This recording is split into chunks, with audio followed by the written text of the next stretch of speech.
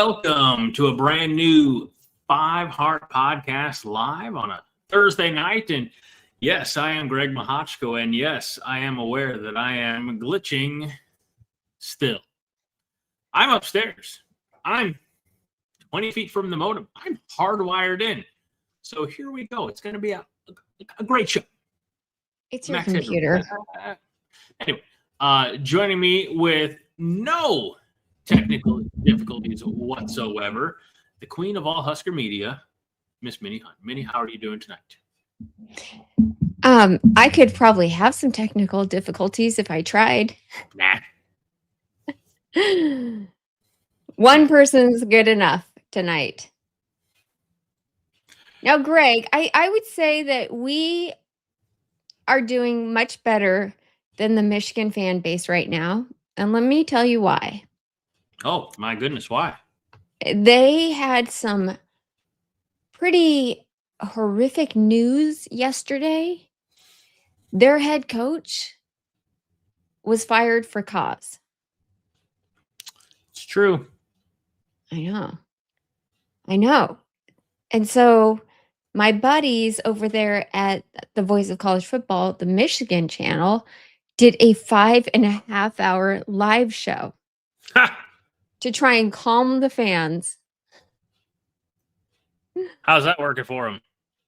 Yeah, I think they're just, like I said to one of my friends, I think they're just a high maintenance fan base. Yeah, I mean, I'm sure we'll talk about it. We're talking about it now.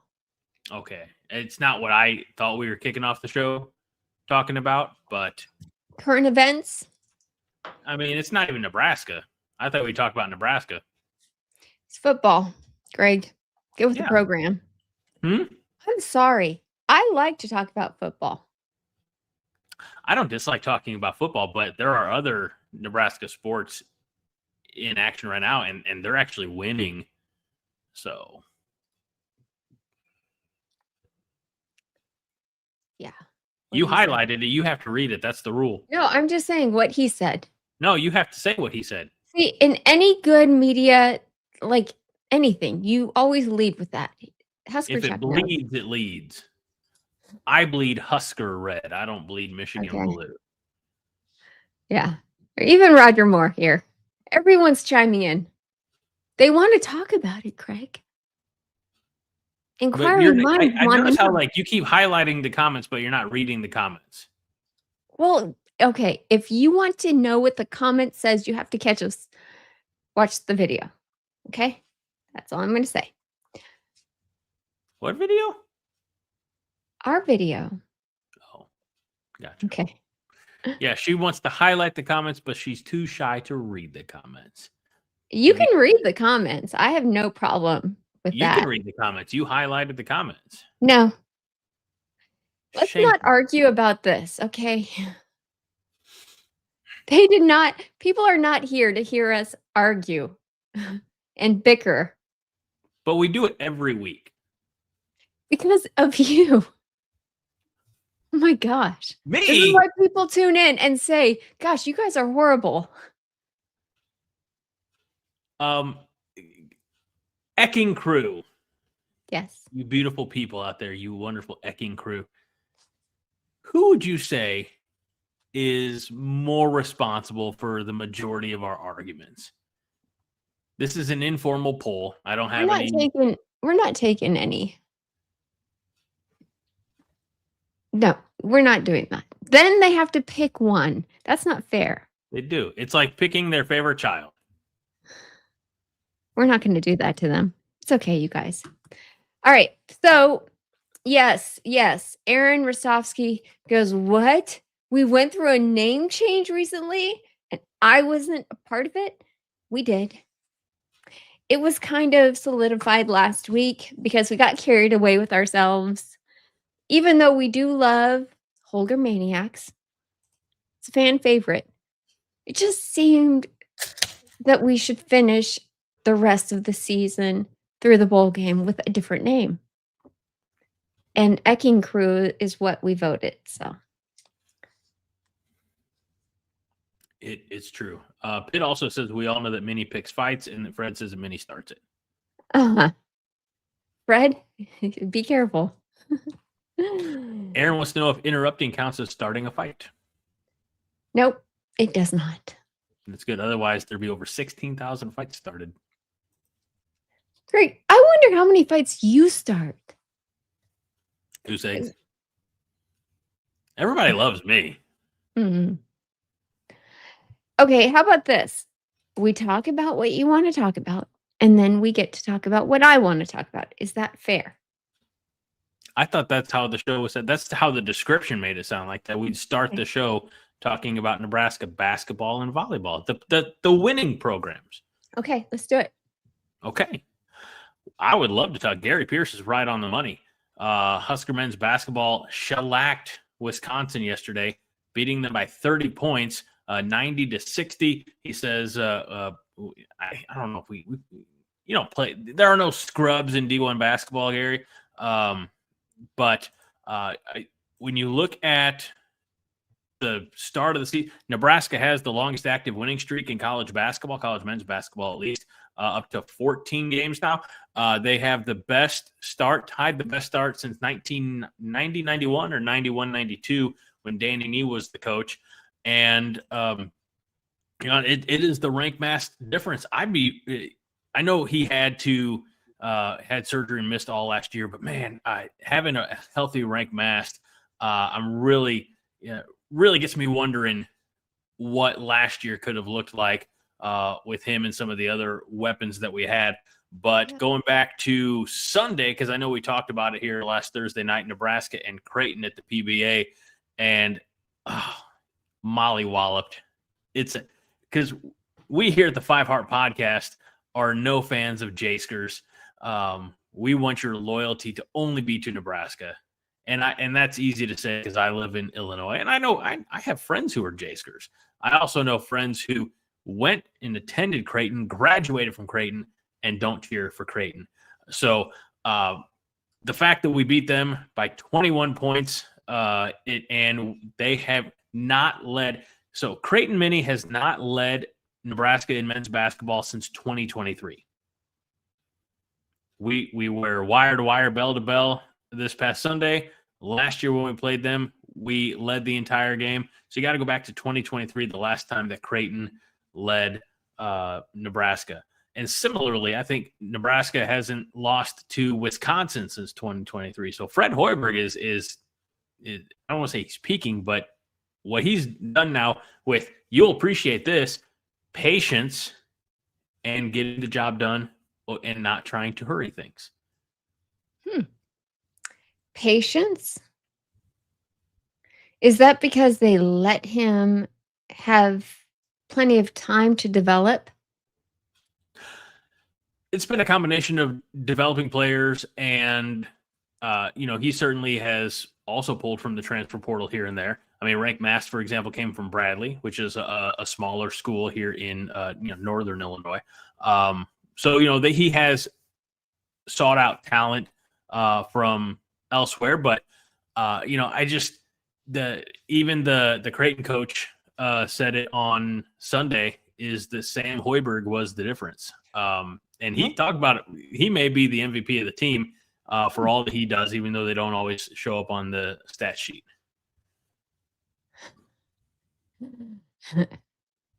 Okay. Well, I like the way that Gary Pierce sums it up. He says, the most exciting thing about men's basketball is we seem to have found a pretty good defense. And there you go. Yeah. Again, when you're holding Creighton to 50 points, Creighton, while they aren't in the last couple of years what they have been, we could probably say that, we have had success against some of, in recent years against some of their lesser teams. I don't know if that makes sense. They still play some good ball, and they're a Big East team. Big East is notoriously a strong men's basketball conference.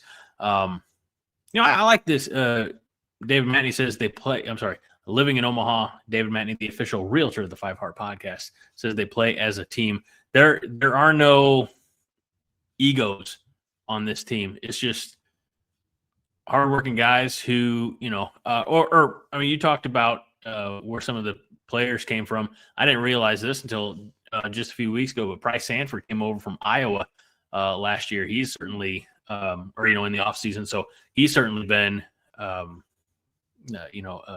instrumental in Nebraska's start as well. Okay. So, but you keep mentioning Rank Mast. Mm-hmm. How impactful he is on this season so far. Yes.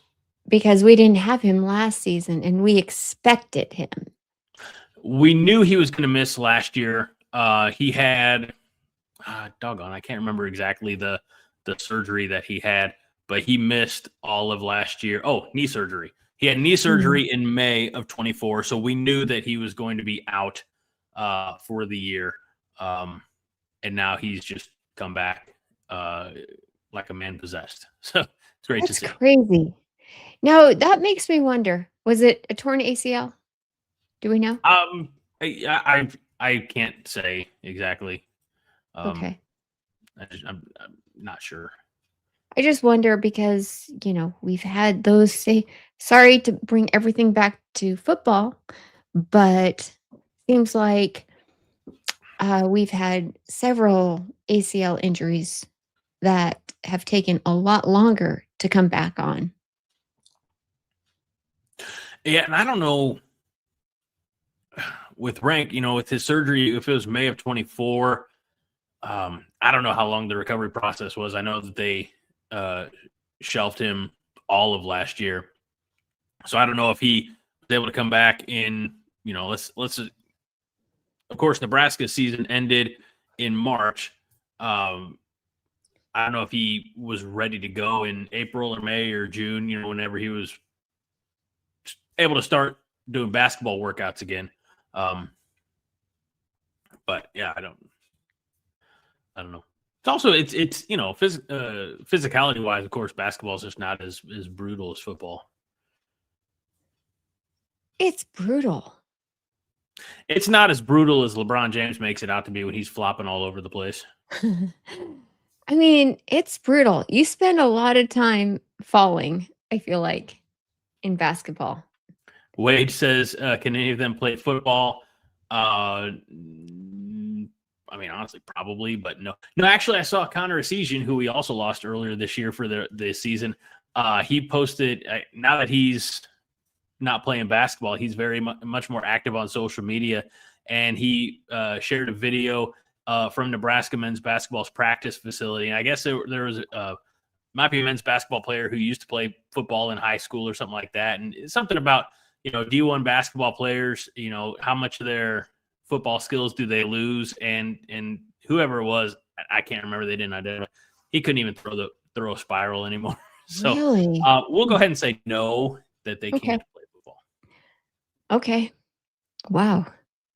What is just out of curiosity, what sport would be the closest, like if you're looking for somebody to maybe fill in on your football team, what sport would you look to? It depends on what roster spot you're needing. If you are needing a lineman, you're going to look to your wrestling program. If you're needing a skill player, maybe your track and field athletes. You can even say track and field, maybe discus and shot putters, and of course I don't know if somebody in the chat is going to be smarter than me. I know collegiate women have the hammer throw. I don't know if that's a men's event as well, but for sure shot and discus, and they're usually bigger guys. For example, Cam Jurgens was, I think, an all-state shot putter in high school, and of course, he went on to be a lineman at Nebraska and now in the NFL. I don't know, Wade Farr, if we look to women's hockey for help on the football team. That kind of makes me laugh. But it's not far off, because you would look to a soccer player possibly for a kicker or a punter. True. And, even though Nebraska doesn't have it, a lot of the ACC teams have men's lacrosse and they have to run and be able to take contact. So that may be at a spot as well. I'm not really sure. I don't know much about lacrosse, but yes. Aaron Rostovsky knows the replacements. Sumo wrestlers also make good tackles because that's all sumo is pushing. And so this is a cute comment too. See, we're covering all sports. Pitt says, how many balls could a libero dig before they hit the turf? Maybe try one at safety.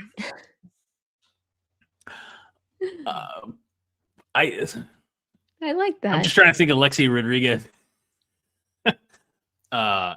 in the defensive backfield, and I'm not entirely sure how that would go. Those girls, they're hardcore. I'm not saying they're not. They're all over the place. Wade wants to know, why don't all Big Ten teams have the same sports? Title IX, if I had to guess. I mean, what did you say? Title IX. Title IX. So you can't have men's hockey. I think Nebraska has a club men's hockey. But there are just other. I know, like Wisconsin has men's and women's hockey. Of course, they have to be balanced, and I don't know where a lot of these schools find the balance. For example, Nebraska doesn't have bowling, and I don't know how many women are on the. They do too. Men's, they don't have men's bowling. They don't have men's bowling? Really? They don't have men's bowling. Oh, I thought they did. So Nebraska has 1, 2, 3, 4, 5, 6, 7, 8, 9 sports, and women have 13. So women have swimming and diving, rifle, bowling, volleyball, of course, and if you want to consider beach volleyball, but I know it's likely the same players. As far as team, sports that are similar, they both have basketball, they both have cross country and gymnastics and golf, tennis, track and field. I imagine sometime in the not too distant future, Nebraska will add women's wrestling. What about cheer? Cheer's a sport. I'm not saying it's not. I'm saying that according to Huskers.com, it's not. Are you kidding me? Yeah, it's not listed as a sport. That's horrible. That ought to be against Title IX or whatever. Well, I mean, maybe it is, because you can get scholarships for cheer. Mm-hmm. So maybe that's another way to help boost the women. Why are we moving on? Do you not like this comment that I just asked? About, are you talking to Rostovsky? Yeah. Now he says, so we don't diss Minnie. So we don't diss Minnie. There's also boys on the cheer team, so maybe that's men. You call them men, I call them boys. I mean, I think technically when they hit 18, they're technically men, right? Not boys. Okay. I don't know. Okay. Nebraska doesn't have men's volleyball. I know some schools do. I think some of the Colorado schools, I think BYU gets some. It's weird. Like there are schools or sports that the kind of West Coast and East Coast teams have that Nebraska doesn't have. Well, because why would we have a hockey team down here in Arizona? Who's talking about? I'm not talking about Arizona. I'm talking about Nebraska. You just said in other states. Didn't you just say that? Did I? No, I said the Midwest. Like there are sports that schools on the coast have that like the Midwest doesn't have. Okay. I don't know anything about what Arizona has. This isn't an Arizona show. Okay. Well, all I'm saying is Yeah, rifle sounds interesting. And Nebraska is very good. Nebraska women's rifle team is very good. Okay. I have to believe you on that. So basically, to be a good rifle person, is it like a sharp shooter? Like, Yeah. in the action movies like that? Like in action, right. In action movies. That's actually really cool. See? Who knew? Don't you wish you were on the rifle team now? No. You might be in trouble if I was on the rifle team. Ouch. You all heard it. I'm So kidding. Nebraska, Nebraska is a ranked rifle team. I don't know anything about rifle, so I apologize. But they are 12-0 this season, including 5-0 in the conference, and other conference teams that have it would be Ohio State. They must be a very different conference. By that I mean Ohio State's the only traditional Big Ten conference opponent that's on the schedule, but they're 5-0 in the conference. They just most recently, Saturday the 22nd, defeated number 1 ranked Ole Miss. So their next one, they go to Fairbanks, Alaska. So talk about putting in your miles. This women's rifle team is taking care of business. One of my favorite things in the Olympics is when they do the like cross country skiing, and then they have to do the rifle shooting, and then they have to do like bobsledding. That. They don't mix those three. Well, I don't know what all do they mix, Greg? All It's I the know is biathlon. The biathlon is cross country skiing and shooting. that is really cool. They don't jump into bobsleds and go down the hill next. They ought to. Okay. All right. So, all right, we've covered so much already. We've yet to talk about women's basketball. They are doing very well. Okay.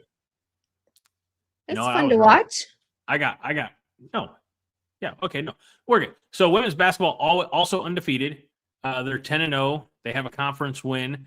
They also beat Creighton, and coach has her squad ready to go for their next game, which is coming up on Sunday at home against Illinois State. So they will turn up the heat on conference play after Christmas when they take on Southern California, and then they're on the road at Iowa on New Year's Day. So while we're all recovering from a Nebraska Bowl victory, which we will talk about here in just a few moments, the Husker women will be in Iowa City, Iowa, to take on the Hawkeyes. So, Okay. You keep bringing up Creighton like you have an axe to grind. Creighton sucks. No, they don't, Greg. They don't suck. Not in the medical profession. Okay. This is where my mom's oncologist graduated from. My OBGYN graduated from there. As well as, look at this. One of our very own, Aaron Rostovsky's wife, got her doctorate from Creighton. But owns nothing with the name Creighton on it. Well, he just added that because he had to make sure people aren't like going after him. I just think they're good for something. So let's not hate on them so much. Okay?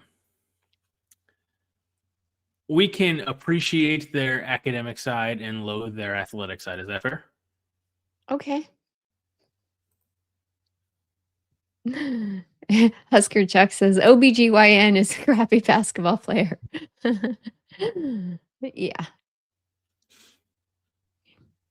Not so much. Okay. Are you still here, Greg? I am here. I'm sending a very important show-related text message. Okay. To Josh? No. Oh. To your favorite co-host. Okay. So. We all know who that is. It's not me. It is not you. Rostovsky says, no one is going after me because I'm the F. Creighton fan club president. All right. Are you ready, Minnie? I've been ready. Let us talk, finally, about Nebraska volleyball. Okay. All right. You're so like, damn it. No, I'm happy to talk about Nebraska basketball or volleyball because it's the last subject before football. Okay. And they're actually doing really, really, really amazing. Last I looked, which I know this hasn't changed because they haven't played since, they're ranked number 1 in the country. I mean, they've been ranked number 1 all season long. That's really that we're like the Ohio State of volleyball. No, don't say that because we want to win. We don't want to lose. We don't want to choke in the championship game. They are in the, you can't say Sweet 16 because the men's basketball tournament has that trademark, but they are in the final 16. They're, of course, still the number 1 overall seed in the tournament. They are going to take on Kansas tomorrow night. Tomorrow night, 8:30 Central. Other action tomorrow is and Kansas is the number 4 team on this side of the bracket.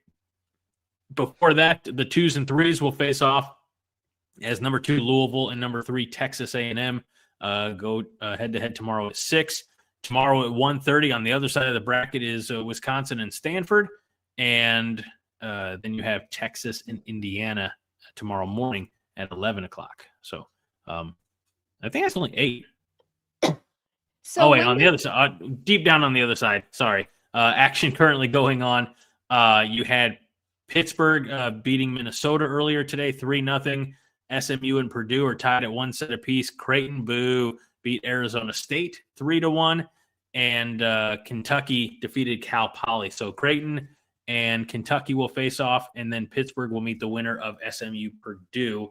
And those games will be the 18th, I guess. Okay. We have quite a few demands to have Beth a part of the show. So we are going to have to work that out. Greg, I will leave that to you. I will do that. To reach out to Beth. And she needs her whiteboard here, apparently. That's whiteboard. Fred Sacco singing a little bit of Kiss. So, are you familiar with Kiss? Yeah. Do you know about their song, Beth? Yeah. Okay, just making sure. The fans demand Beth. We got it. We got it. You know what? Guys. I have asked my illustrious co-host in recent weeks about having Beth on the show. Quit throwing me under the bus, would you please? Yeah. There's been a lot of football stuff going on. I am sorry. What did I say? What did I say to you? I said Beth needs her own show. Don't you guys think she needs her own show? I think she does. I don't know if she has enough time for her own show. Well, whenever she has time, she can just throw out a video. See, she does. She teaches us something every time. Yeah, I know. Beth is fantastic. There's been more football news going on than we even have time for. Well, I'm ready, Minnie. Let us talk football. Oh, God. Okay. Just somebody's back. Okay. I got it. Thank you. Okay. Has there been any news since last Thursday for Nebraska football? Okay. Yes, there has. Where shall we start? Coaching. Okay. As of last time that we were together, all that was missing from our football team that had started the season was our defensive coordinator went goodbye. And John Butler was future endeavored. Yes. And since that time, we also have lost our offensive line coach as well as our defensive line coach. Now, I thought we knew about our offensive line coach this time last week. Did we not? Okay. That was a weekend decision, I suppose. Yeah. Yeah, he's spacing it out. But, you know, he said 2 days ago, he said that Matt Rule said he's done with those firings. He's done with the firings. Good. Yeah. But that we should expect to hear another kind of big hire on offense that'll help our offense. I don't know what that looks like. I was trying to think where could we need help on offense that we don't already have somebody?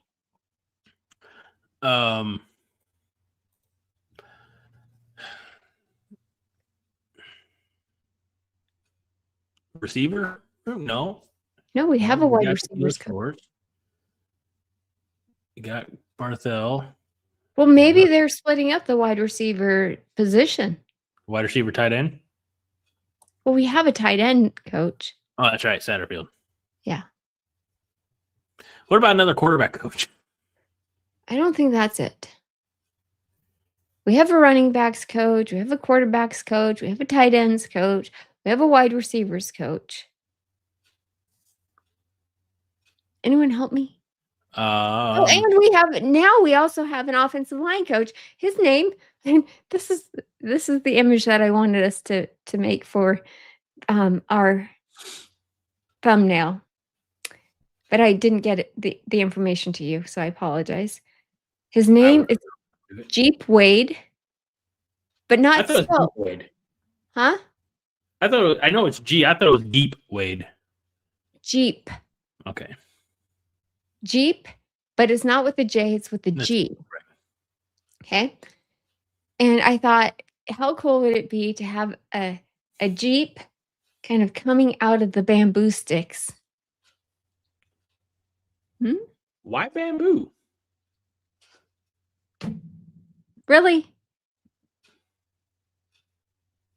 Do you not know why? Do you really not know why? I'm not trying to start an international incident, so I'm curious.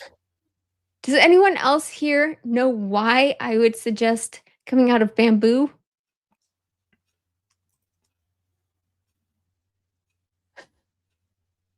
You're gonna have to. We need this one. Tell it to us like we're in kindergarten. I think there's people who know. Yeah, even Husker Chuck does not know. Really? I feel like this is going to create an incident. So I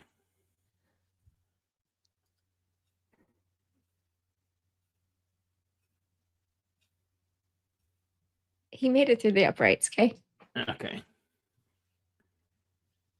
Because, yeah, more than once, Donovan Raiola had made a reference to just keep on watering the bamboo. That's what I thought. That's why I thought we were going to start an international incident, Roger. That was all. I was concerned. I didn't want to touch this with a 10-foot bamboo. Only one person got it. That is so sad. Blaine says that Minnie looks bamboo sold. Right. HR is going to be giving us a call. Yeah, fix your internet, Greg. Please. I think it's actually not his internet. I think it's his computer because I tried helping him last night to get it fixed, and there's just no hope for him. I am legit hardwired into my router right now. I don't know what more I can do for my internet. Yeah, if you guys have any suggestions, please send them to 36. What is it? It's not important. Hooch 3600@gmail.com. Yeah. Apparently. Or is it 3600 Hooch? No, it's not. It's not important. Okay. Y'all can. I'll tell you what I'll do.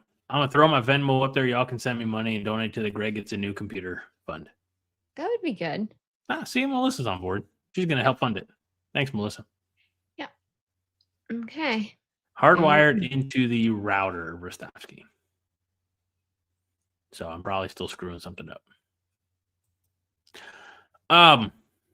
Yeah, I don't know what to tell you. It's pretty pathetic when him and I are trying to work on this together. I don't know anything about this kind of thing, but I think I know a little more than he does. That's sad. Sorry about that. So Jeep Wade is Nebraska's new offensive line coach coming from Georgia Tech, Yes. where they did a really solid job of turning around.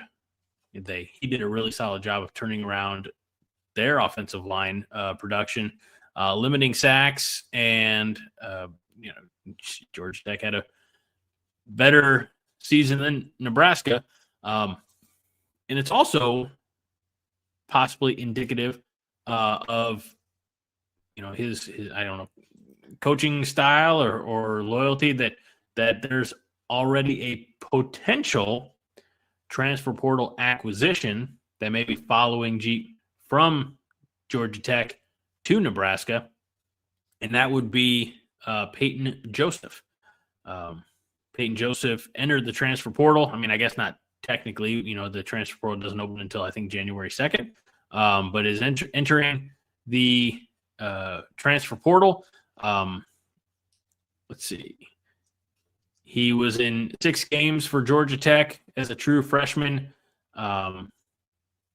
He has 3 seasons of eligibility left, and he was the number 12 interior lineman in his class. So, Yes.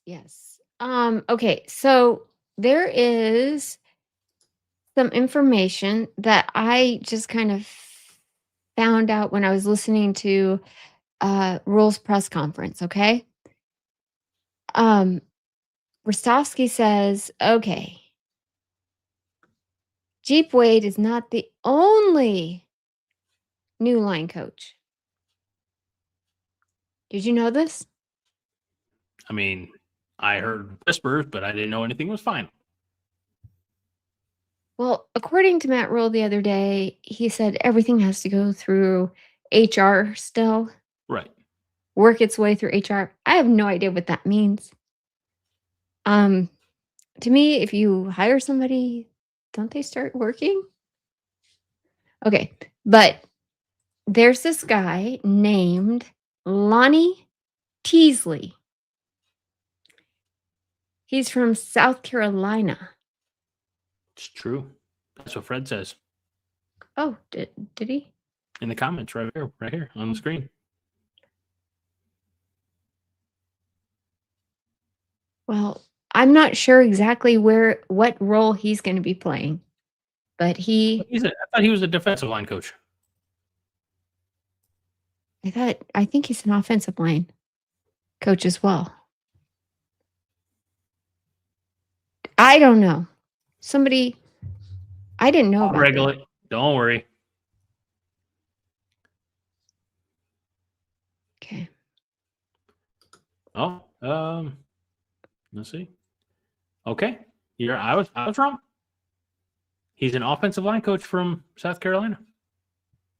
Yeah. Formerly of South Carolina. So. Okay. And this was one day ago. Mm-hmm.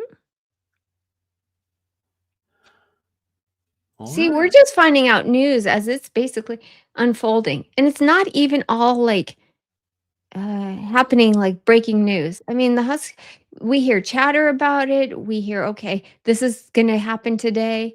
And then somehow there's like a formal release. But there's not like press conference announcing, okay, here's so-and-so.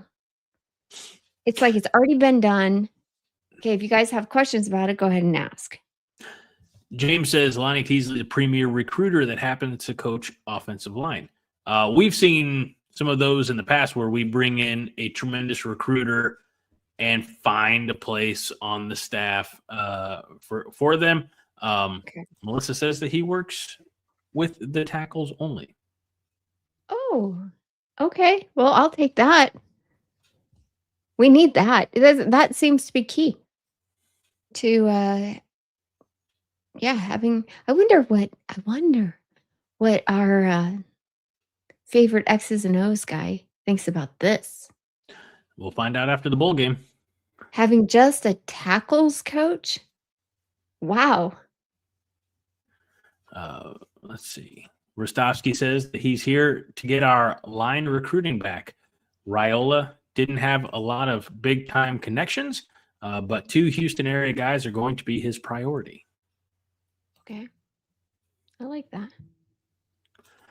Hey, Minnie, can we add Fred? Roger wants to know. Fred for what? I don't know. For the show? To the show? Yeah, Fred. Absolutely. I'll put Right. it in. You know what I'll do, Fred? I'll send it to you. How about Fred, that? be prepared. An invitation is on its way. People want to. This is what's going to, I'm going to call it right now, everybody. What's going to happen is we're going to bring Fred on. And then Greg is suddenly going to have internet issues and get dropped from the conversation. Man, he's going to boot me out. Just watch. This is what I'm concerned about, honestly. I mean, I'm not concerned. I'm appreciative that he's scrambling to put on pants. That's my co-host right there. Okay. He is a great guy, TSD. You know what? You all are great people. They are great. I mean, the usuals, not the shit asses who were trying to disrupt a good time. Yeah, guys. Jerks. Okay. Oh, here we go. While we wait for Frederick, Wade says, what about Notre Dame getting into the playoffs next year as long as they are rated at least 12 or in the standings, just like Fred getting this show? So I'll say this. That is an odd rule, I suppose. This agreement that Notre Dame has with the college, but it's starting to come back. I saw some headlines. Of course, that's all I did. I read headlines. I didn't read articles because why would I do that? But there are other schools that are kind of starting to blacklist Notre Dame from scheduling them. So it'd be really interesting to see how this one plays out long term. Maybe Notre Dame would have to drop that, I don't know, that rule, that provision, or join a conference. So I don't know. This is my take on it, okay? I think the College Football Playoff Committee is trying to strong arm Notre Dame into joining a conference. I think that if you don't have a conference that you're a part of, that you kind of don't have the same criteria to join the college football playoffs. I think it needs to be you need to be even better. That's just my thought. Yeah, I mean, you know, I like Notre Dame. I know I'm not supposed to say that. For me, it's Nebraska at the tippy top, and then Does it have anything to do with something other than football, Greg? Yeah, I remember growing up watching Notre Dame with my grandpa back in the day. So. Oh, okay. Sorry. What were you trying? Where were you alluding to? All I'm saying is they need to join a conference. Okay, I'm just so over it. It's about time. They need to. It's just a matter if they get away with doing this for much longer, it's just a matter of time before other teams do the same thing. You know what? I would welcome Notre Dame in the Big Ten, if I'm being honest. I think regionally it makes the most sense. I would trade Notre Dame. I would take Notre Dame and give Rutgers and Maryland back to the ACC. They are on the Atlantic coast. It makes sense. And I definitely think that because Notre Dame's brand is bigger than the two of them combined, and Notre Dame is nationwide, I think you could sacrifice I mean, the only reason they brought Maryland and Rutgers in the conference anyway for the Washington, D.C. and the New York markets, I think you would recoup those with Notre Dame. I would add Notre Dame and get rid of the last 6 teams that joined the Big Ten, the 2 on the East Coast and the 4 out West. Get rid of all of them, bring in Notre Dame. That's me. You're damn Guess right. what? I said this last week, or maybe not last week. I said this Monday night, Wade, is that I'm going to watch Rudy for every game of the college football playoffs instead of watching football. I'm going to watch Rudy however many times. That's going to be my devotion. That's going to be my penance on behalf of Notre Dame. Okay.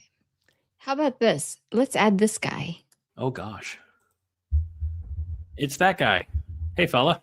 It's this guy. It's our How we doing? tripod. I don't know if I'm not comfortable with that. Hi, Fred. I'm not comfortable with it either, but here we are, face to face, couple of silver spoons. I love it. Welcome, Fred, to Thursday nights. Why am I here? By demand of the people. Oh gosh, you guys got to get a better crowd or something. Good Lord. They were chanting Fred, Fred, Fred instead of Rudy. Yep, I'm wearing pants. I'm good. Took the dogs for a walk. I got the old workout pants on, so yeah, I'm good to go. Good. It's too cold to be out there without pants, Fred. Yeah, it is. It's like 20 something here right now and kind of windy, so it's not great. Yeah, it's 80. Welcome to life where in I the live. Midwest, my friend. Yeah, It's they're 80 longer where I than you, live. dude. Hey, Melissa says my camera's better now. Look at that. Fred makes everything better. Fred makes everything better. I think because you're just smaller, Greg. You take up less of the screen. Maybe. Gary wants to know if Rudy's the one where it's foggy and Santa Anita's is like holding us to guys. Yes. Rudy, the red-nosed reindeer. Oh my. Thank you, Gary. You guys are on fire. What were we talking about? It took a minute or two. I was like Clemenza getting upstairs to whack the guy in Godfather 2. It took me a minute to get up here and get my computer set. We were talking about Notre Dame for a minute. That before that, we were talking about Jeep Wade and Okay. Lonnie Teasley. Got it. So Teasley, is he going to be more like a recruiting dude, Hmm. apparently, because he's a good recruiter, and they said he was a so-so O-line coach at South Carolina?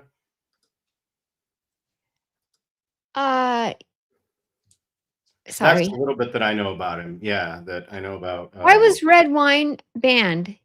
That he shouldn't be banned. I know that. I'm working on it. Oh, Greg. It all came so fast. I'm trying to ban the idiots, and red wine got caught in the crossfire. All right. It's I okay, don't know how Greg. to fix it. I'm working on it. I'll fill time. Cool. So at Teasley, though, he's apparently going to be another guy on staff or some kind of recruiter, I guess. Yes. And he's also a good tackles coach. Yes. This is what I heard. Well, we sure need help with that. So Yes, we do. Yes, we do. I wonder because we don't have Rocco Spindler playing for the bowl game. Who do you think is going to be taking his place is it on Knack? our offensive line? Is it Knack? I heard. Is it Tyler? Okay. Yeah. That's who I'm thinking. I don't know. I mean, I didn't really pay much attention to the interior line because it was usually the same people. Like they continually played, so we weren't swapping guys in and out. So I just kind of forgot about them. It was kind of a set it and forget it deal. But yeah, red wine's back too, so that's good. Oh, That's yay. work, Greg. Look at you, a machine. Yay. Oh, it's Pyle. Oh, Oh, Pyle will start if he's healthy? how tall is he? He's very tall. Why? Why do you ask? Homer? Just leaving it alone. I'll leave it alone. Gibson Pyle. Okay, we're not going to go there. I don't even know what you're referring to. Red Wine, I apologize to you if you got temporarily booted. I don't know how you got brought back, but I'm glad you are trying to clear out the assholes, and you got caught in the crossfire, my friend. So Worship's Water knows it because he didn't know he stacked piles that high. Ha! Okay, I get it. I use that joke on Greg when he gets a haircut. I'm due for one. Yeah, it's getting shaggy. Fucking hippie. Good Lord. No, I'm not gonna say that joke. Do it, Greg. Do it. Okay, Well- I will. It's wildly inappropriate.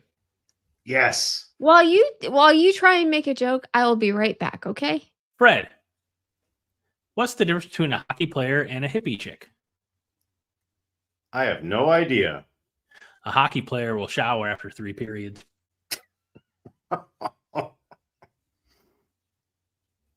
And I'm the bad one. So clip this and send it to John because John thinks I'm the psychopath, and then this guy You are the is psychopath. the one that's the with his Polar Express background there. Yeah. All right. Yeah, So no. we also didn't know this time last year. I mean, coaching aside, yeah, she probably is too.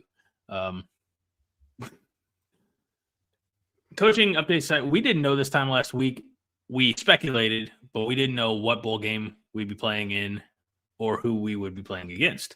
So it was found out that Nebraska will be taking on Utah December 31st, the Las Vegas Bowl. Utah number 15 in the country at 10-2, and they get 7-5 Nebraska. Wah, wah, wah. Without Emmett Johnson.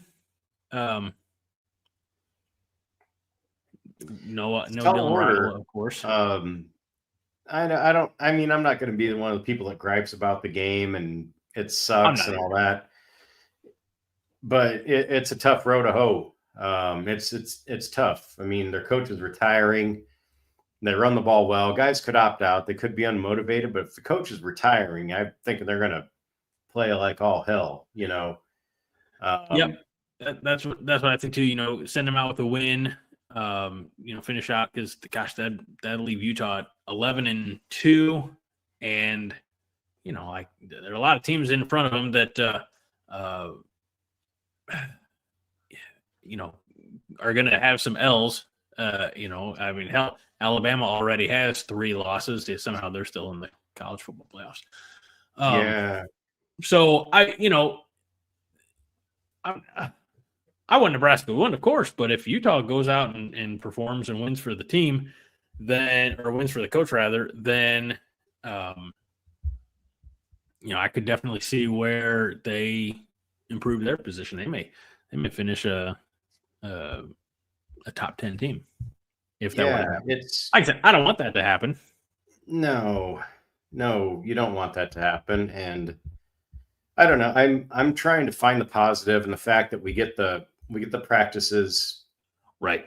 Even though the guys that are, but you know what, the guys that are practicing might be doing stuff next year because they're, kind of out of pocket, so to speak. They're, not normally getting time. So I don't think it's a bad thing. And I think we're doing better than these other teams that have flaked out and are just straight up not playing. Like Kansas State, Iowa State come to mind. Mm-hmm. Obviously, we talked, or Notre Dame, rather, like not making the playoffs. So just bowing out completely and saying we're not going to play a game, which I don't know. Yeah, that's kind of a bitch move. Well, that's the point too. It's like, what do you like? Am I like, are certain bowl games just not going to be able to be filled because it's like we had that stretch where like the 5 and 7s were ducking out. So like, how far down do they go?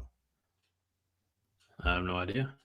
Yeah, that sounds like expecting anarchy. I've been saying for years now that there's just too many damn bowl games. They need to cut some. It's it's a mess. Let's see. Rostovsky says that it is a bowl game. Better teams come in unmotivated all the time. Plus, who knows how many of their high draft picks will play. But as we talked about, Husker Chuck reminds us their coach's last game, they will be highly motivated. Mr. Boardman says it's a spread of 15.5 points, and he likes Nebraska to cover. Living in Omaha, David Matney, the official realtor of the 5 Heart Podcast, just wants the game to be competitive. I hope it is. I think it will be, because we have some unknowns coming in that they're not ready to prepare for. They don't know really what our offense might look like. They don't know what we could be running on defense with other people, helping the defense. It could be a bit of a Shit show. Yeah, for both sides. Yeah, for both sides. I don't know anybody. I mean, people in the chat may know how or what's going on with Utah, if they have anybody opting out yet. But so far for us, it's just what, Rocco and Emmett, right? Pretty Rocco much. had his surgery. Yeah. Emmett is out. I think I saw that Heinrich was not going to play in the bowl game also. Oh. I thought I saw. I may be wrong. That may be way off base. I, for whatever reason, just thought I saw that. That's your I don't favorite want to quarterback. be spreading misinformation. That's not what this show is about. But No. again, somewhere I just feel like I saw it. It's completely unsubstantiated, everybody. So, but Melissa Boardman says says they going to have be back. So 2 O-linemen opting out for Utah. So who says that? Where did they see that? Boardman says that. So Where did they? and I trust Boardman with your life. So, there we go. With my life, thank you. Is that safe? Fucking crazy over here. We're gonna do this. We don't know where or when Minnie's coming back. Is the surprise theater going to happen and she's going to pop on and have a wig or a bald wig or a bald wig, bald cat? Yeah, or wearing like Dylan's flesh or something like. I can't. When you said that, all I can think about is Dwight Schrute with the CPR dummy's face on it. Let's see. Husker Chuck says Utah is no opt-out that he's aware of. Their top quarterback and running back will be playing. Minnie went to Walgreens. Yeah, we had this question earlier. Roger Moore wants to know the clearance wine goblet. Like, that is a very unique beverage holder that Minnie has, isn't it? Really was. Yeah. It caught when it looked like it was red wine, which is odd because I don't think she drinks red wine. I thought it was either white wine or White Claw. I see what you did there. Yeah. Well, that's kind of the truth. Man. Yeah. I don't know. Matney says that I think our offensive lineman opted out of the Minnesota game. And they did. They all did. And the Penn, I mean, it seemed like most people opted out of the Penn State game. Like, that was just a bad showing. I hate to relitigate the past. I really do. The older I get, you don't want to go back, but it's still close enough to like, God is my witness. I can't figure out what the fuck happened that game. Like, that was brutal. Which one, the Minnesota one or the Penn State? Minnesota first. Yeah. And then, I mean, each one had their own, piquant sort of just awful ending. But that Minnesota was one. That's one that there's no universe we should have lost that game, let alone that badly. It just isn't. It's, yeah. A 6'9", 300-pound Tongan. You want to try fighting one of those, Fred? Is that another Raiola? No. All I'd have to do is throw a Krispy Kreme down and elbow him in the face and probably win. Wow. Vince says, waiting for Minnie to show up behind Greg to fix his computer. That would be like with piano wire. Yeah, she's going to pop out of Greg's Christmas tree with a garrote. The Christmas tree is over the. No, I just. This isn't my real. This is a digital. There it is. Yeah, it's over there. Yeah, I'm sorry. The Christmas tree is right over there, actually. I gotta. It's like the up and down when you're first starting an Xbox game and the Y and X axis. Yeah, I'm all upside down and backwards, kind of like our defensive line. I understand. All right, is she ready? Oh no. Hi. Oh, she's back. Thank you. There's one of the Utah offensive linemen is the 6'9", 300-pound Tongan. Oh, okay. Oh, Utah. Yeah, Okay. we've been talking about football this whole time. Where you been? Oh, and I missed it. All you That's wanted to do was nuts. talk football, and you decided to duck out and do whatever. What were you doing? Plotting your doom, Greg. That's what she was Yes. doing. No, I wanted to see if certain chat people would go away. Oh, did they? Yeah, I think so. What'd you And do? so I left. Oh, okay. Now I'm back. She wriggled her nose and they disappeared. Yes. So you're welcome. Hopefully they don't ever return again. And plus I wanted to sit because I figured we might be here a while talking about all the football changes. There's so much to wrap our brains around. We've already talked about it. We're all done. No. Our little Husker brains. We're not done. We've done. Yeah. We talked about the coaching Did you- change. We talked about the bowl game. We've really covered everything. We're Ooh, good. Greg, We're just about to close the show. Boardman had a good sci-fi reference. He said Tongan or Tauntaun. Ah, I understand that reference. Minnie does not. No, Minnie grew up in a log cabin that was impervious to Star Wars or pop culture. So I mean, you guys are used to me not getting it. So that's explain, please. So But thank you, Minnie, just for in case there's other people like me out there, there might be. No, there's not. There's not another person in the chat right now who doesn't know what a tauntaun is.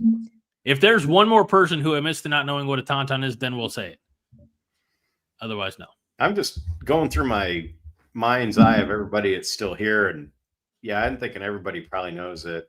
Really nobody scrolling. Yeah, Seriously? I mean, there's 400 people plus watching this right now. So No way. I don't 400 believe people plus. Nebraska? Really? Everyone in Nebraska knows what these references are. Yeah. How do I not? Because you never watched Star Wars. Okay. Well, yeah, I missed out on that one. Aaron Keene's talking about Iowa cheerleaders, I think. You're welcome, Greg. Sneaky RKO out of nowhere. Knew I'd get you. Minnie's like, you guys are both just dumbasses. And I don't even know what we're talking about. I It's was okay, ready Minnie. to It's talk all about right. football. Thank you for squaring away the other problems where we love that you're back. Greg's drinking his water. I'm out of my mixed. Well, I still got a little bit of my mixed drink left. So I think Husker Chuck, that's probably deserving of 10 plus 10. Okay. Keene's Did got you a joke. Did you talk about our new DC? Totally. Oric, yes. Did not. You didn't, Greg. Did you even mention his name? Yeah, from San Jose State. No, we were talking about Teasley, and I don't even remember what we were talking about. Rob Oric is from San Diego Keene. State, and I don't know what did I do? What did I miss? Is there a laughing gas that I'm like? Aaron Keene had a joke. You know how to get an Iowa cheerleader into your dorm room. And then he gives us the punchline, grease her hips and push like hell.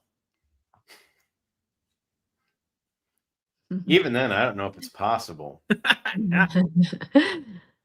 The only reason why I'm laughing is because after this season, yeah, I hate Iowa. What they did to us. It was Wait, it's the uncalled microphone, for. buddy.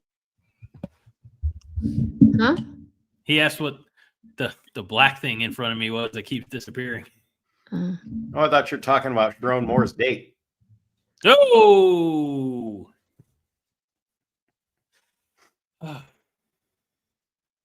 You guys brought me on. I mean, this is what happens sometimes.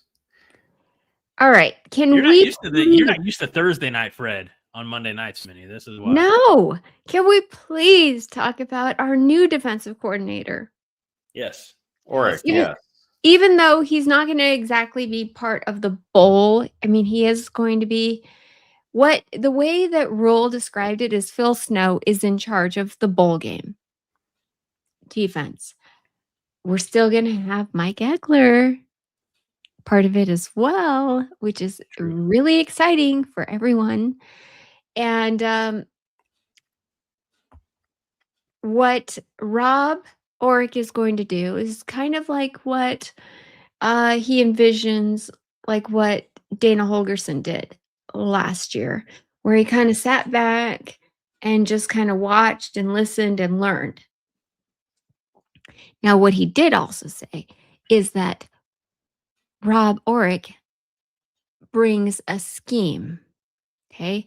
Now we know Tony White brought us the 3-3-5 scheme, and we were all scratching our heads going, what the heck? What is a jack? What is this? What is that?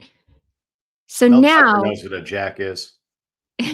now we have a 4-2-5 scheme. Okay. But it's not the scheme necessarily that is so important. It's the coach. So he wants this coach because every place he's been, the very first year, he turns around the defense. He makes a huge splash, a huge impact. So I'm excited to hear about this guy. I want to watch this guy in action. It's the players too, though, because when we look at what we have mostly 4-3 style D linemen. Right. I don't really know what the 3 technique is. I've listened to people talk about it, but Van Poppel is that. We don't really have the road grader nose tackle, but the rest of our dudes, the Len Harts and all those guys, are more like the edge rusher, crashing in. So if he goes full sail into 4-2-5 next year, it would be because of what we have right now, unless they get some just massive big dudes to make the 3-3-5 work. But I don't know. But has it been confirmed though? Does anybody know? I mean, I don't think we've even heard from Oric. Is it confirmed we're going to run a 4-2-5, or is it going to be a flexible defense that can do all kinds of things? Like, I haven't heard definitively what is going to happen.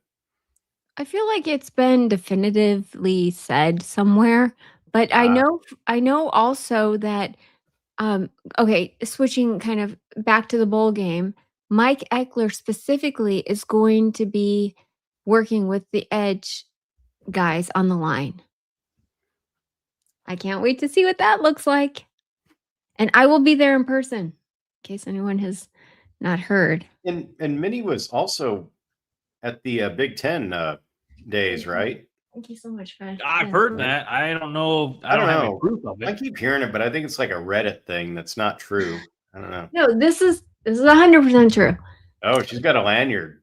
Ain't no bullshit. I think Greg said to me, or maybe you said that I need to take this with me to the Vegas Bowl and see if they'll let me do it. But whatever is there I a do. barcode on it though? Oh. No, Look there on the other isn't. side. There you go. No, there isn't. Oh, okay. I was just curious if there's a barcode. If they scanned it, it might, might be able to slide in. Do it. I'll try. I will. I'll take it anyways. The worst anyone could say is, Miss, you're not supposed to be here. And I've heard that before, so it's not a big deal. And then she's like, no, but I'm Dylan's executive chef, and I actually, grease the wheels on his scooter. No, this is what I say. Are you sure I'm not? Red Wine, welcome back. Apologies again. Says RVP was a sophomore and Williams Nwaneri was a freshman. Be nice to get the program where you're just reloading juniors and seniors. That would be nice. Really would. And that's what's tough with the nil and the portal era, is that it's hard to keep the people, to keep them right. Get old, is what they say. So that's what they say. We got the 10 guys coming in for 2026. We get the rest in the portal. In theory, we hopefully keep these other dudes around. They get a year older in the system. Hopefully it works. I mean, you pray that it works. Hell, Fred, let me ask you a question. Do you really think that it has been the system so much as, or NIL, that's caused the problem so much as we haven't had consistent coaching on our defense? Because Tony White, we had Tony White, John Butler, and now a new guy, all within the time frame that Matt rules here. Oh, well, definitely. It's been more the consistency of, excuse me, of what we have here coaching wise and what we're doing. And Moore says both, and that's probably true, but a lot of it is you keep changing, and Rule said we don't need to be changing coordinators every year. So in theory, yes, we need to tighten it up and keep the same crew. So the same players, again, the same message. We lost some guys through the portal. We lost that James Williams guy and a couple others, whatever, for, but more than anything, it's just consistency. And that's that much harder in this day and age to build a staff and keep a staff because it just moves so fast, all of it. Think about this too, is going back to probably the Riley era. I mean, we've had so much turnover on the defensive coaching staff where maybe not the defensive coordinator, but I want to say that there was a stretch of 5 years where we had a different secondary coach, defense backs coach every year for 5 years. Now, some of them, got, I guess, poached or, had better opportunities somewhere else, maybe a promotion out, from another school. Some of them just didn't cut it. And you can't have stability on the field without stability in the coaching positions from the coaching staff. So, yes, there was that stretch. I know what you're talking about. I can't remember the exact, but it was ridiculous. I think it was, but yeah, from Riley to Frost or something. And then certain guys were here and they were just every other year. And literally there were changes in schematics and styles of play and everything. Yeah. I like what you I like that. Yes, because Coach McBride, not only, do you know that he actually coached women also in football? What? Yeah, he did. In Omaha, he had a class teaching people who don't know about football, opening it up to women mainly, actually showing them how to blitz the quarterback. And like women would come away with like broken arms and things like that. That's nuts. I know. Isn't that crazy? But you know what? I love that. I wish there was more of that. If I had access to a coach like that, oh, I would definitely sign up. I would be the first in line. I'd be there every single practice. There is professional women's football, not like the lingerie football league from a few years back, but like, full uniforms, pads, full contact. And I know this because there's a team out of St. Louis that pretty dang good. Like, I mean, they don't get a whole lot of local media press, but through social media on occasion, I see it pop up. So it's growing, I would say. Like anything, hell, the WNBA is 20 plus years old. They still haven't turned a profit. So, is that true? Is that true? Yeah, they're subsidized by the NBA. I'm surprised. Why? I just am. I mean, their biggest. This is going to break some hearts, but their biggest draw is Caitlin Clark. That does not break my heart at all. No. Their biggest draw is Caitlin Clark, yes. And I'm glad Wade Farr gets injured. Yeah. I'm back. Sorry for the delay. Where did you go? Well, men of a certain age sometimes have to use the restroom. So, there you go. Ew. 1 second. I'm going to close the door.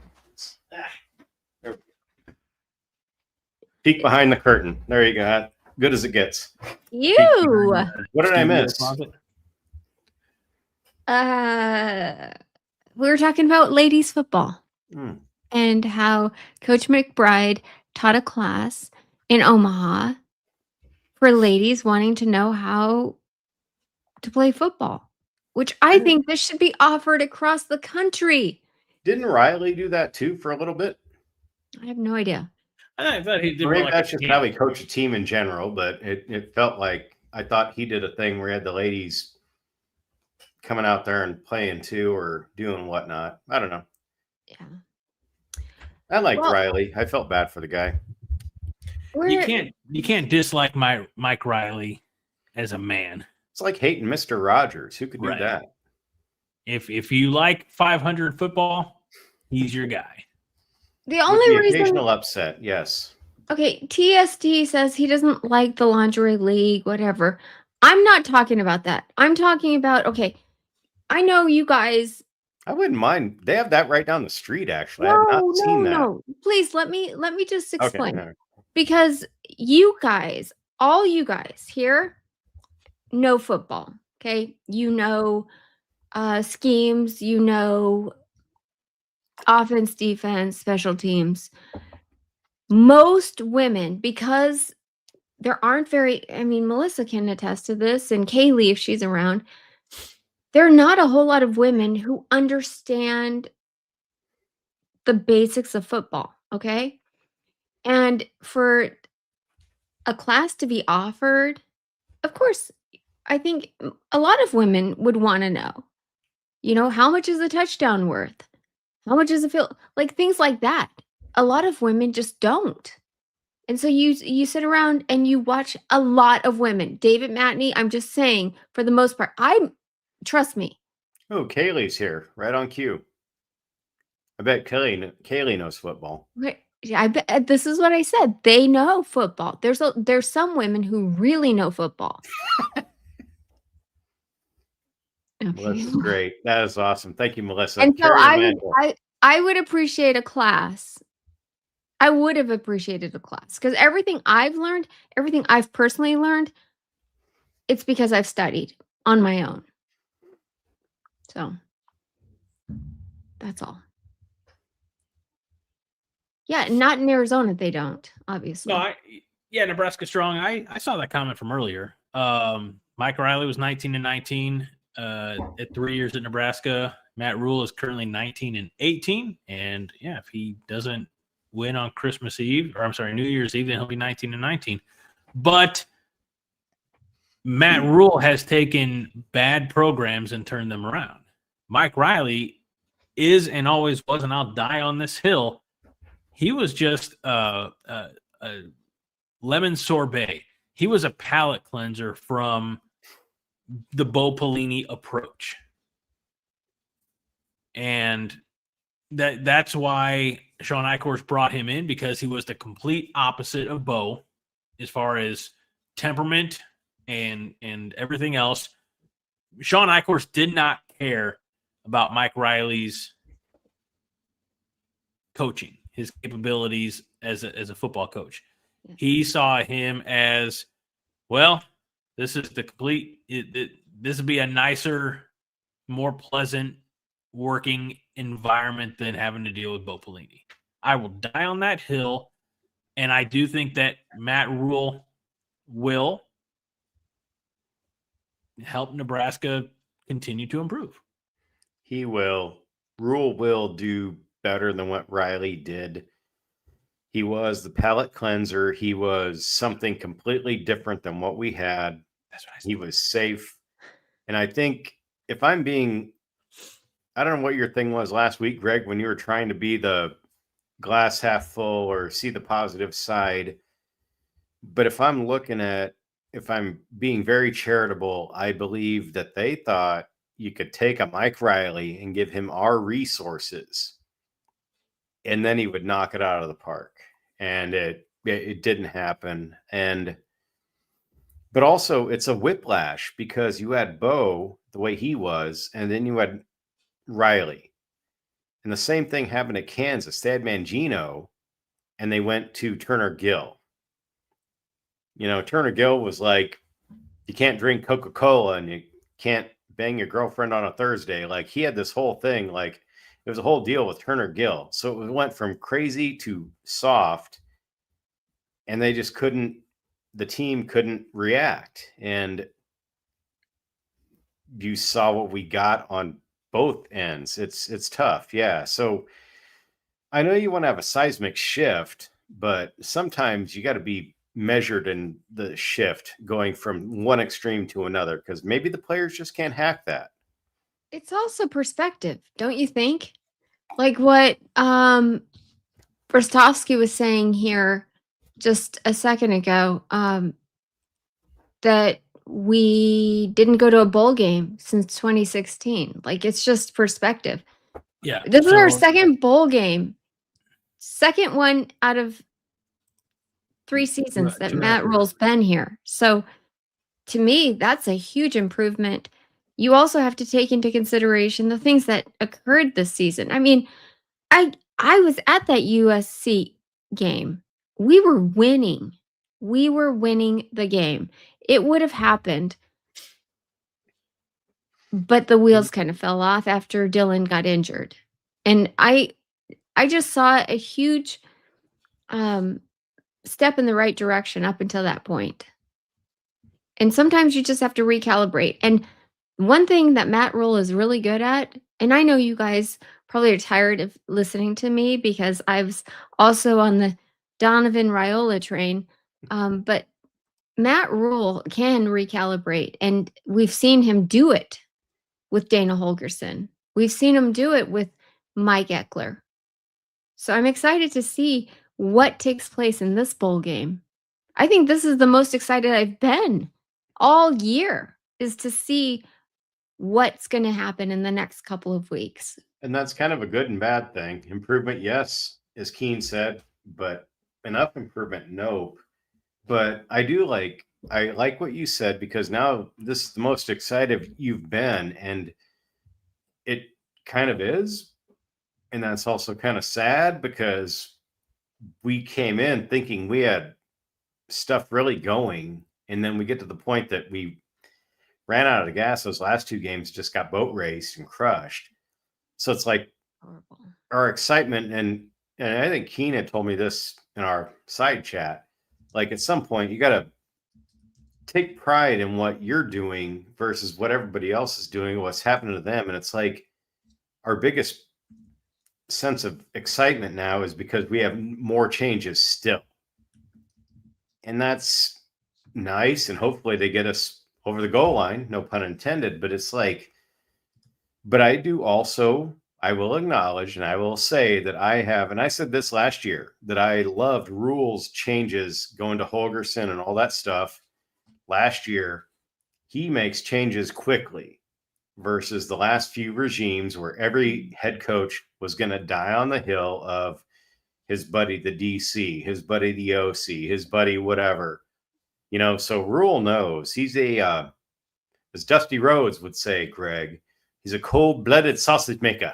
He will cutthroat when he absolutely has to, even though he's kind of a nice guy. So I'm glad he's because he knows his ass is on the line. I mean, that's how it is. His ass is on the line. He needs to produce. And if he can't produce with Uncle Donnie coaching the line and Butler cuts him loose.